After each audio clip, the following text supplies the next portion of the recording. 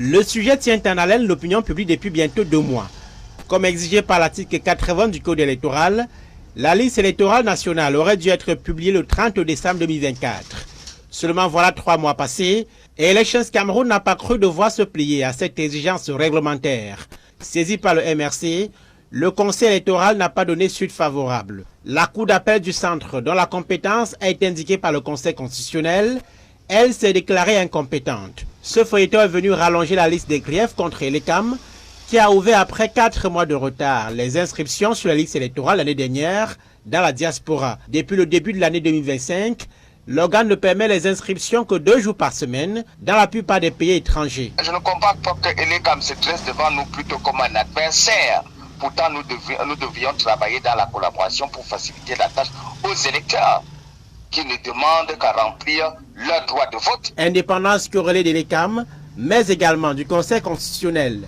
En novembre 2024, le président de l'instance, Clément Tangana, crée une vive polémique en participant à une réunion des élites du département d'Union Esso, sanctionné par un appel à la candidature de Paul Biya à la présidentielle. La controverse a depuis lors rongé la sérénité dans la classe politique de l'opposition, au point où certains estiment qu'il est nécessaire de remettre à plat tous les instruments de gestion des élections pour une présidentielle apaisée. Parce que les esprits sont surchauffés, hein. On le sent quand on contacte des populations. Si le président Paul Biya croit effectivement que le Cameroun et les Camerounais lui ont dit qu'il devrait réformer le code électoral, voilà, il y a une session parlementaire qui en met. Pourquoi ne pas déposer un projet de loi qui crée un organisme électoral véritablement indépendant ou organisme d'élection de 2025. Avec le fort engouement noté chez les Camerounais, dont une bonne partie s'active pour se faire enrôler sur les listes électorales, la problématique de la transparence lors de la prochaine élection présidentielle prend une place inédite dans le débat public.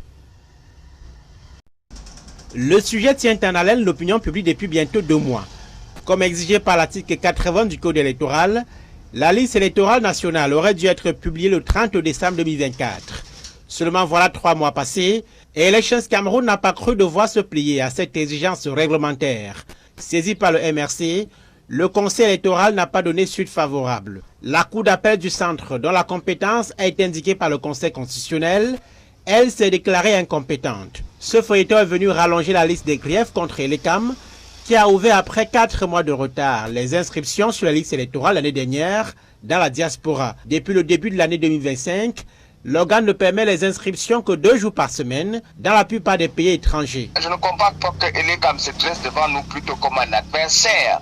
Pourtant, nous devions travailler dans la collaboration pour faciliter la tâche aux électeurs qui ne demandent qu'à remplir leur droit de vote. Indépendance corrélée de l'Elecam, mais également du Conseil constitutionnel.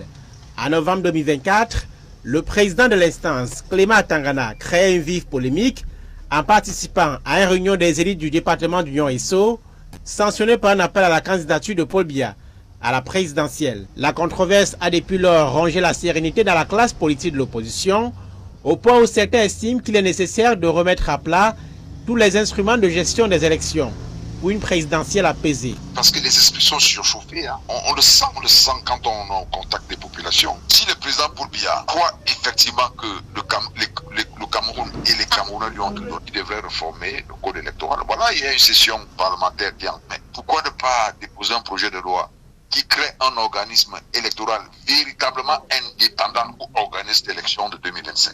Avec le fort engouement noté chez les Camerounais, dont une bonne partie s'active pour se faire enrôler sur les listes électorales, la problématique de la transparence lors de la prochaine élection présidentielle prend une place inédite dans le débat public. Ouais. Comment tu peux aussi regarder une vidéo sans t'abonner? Abonne-toi! Surtout clique sur la cloche de notification. Ça, c'est la page de Buzz. Si tu veux être au courant des buzz et toutes les actualités au 237, abonne-toi et clique sur la cloche de notification. Partage aussi pour m'encourager. Surtout, si tu as quelque chose à dire, papa, lâche un commentaire.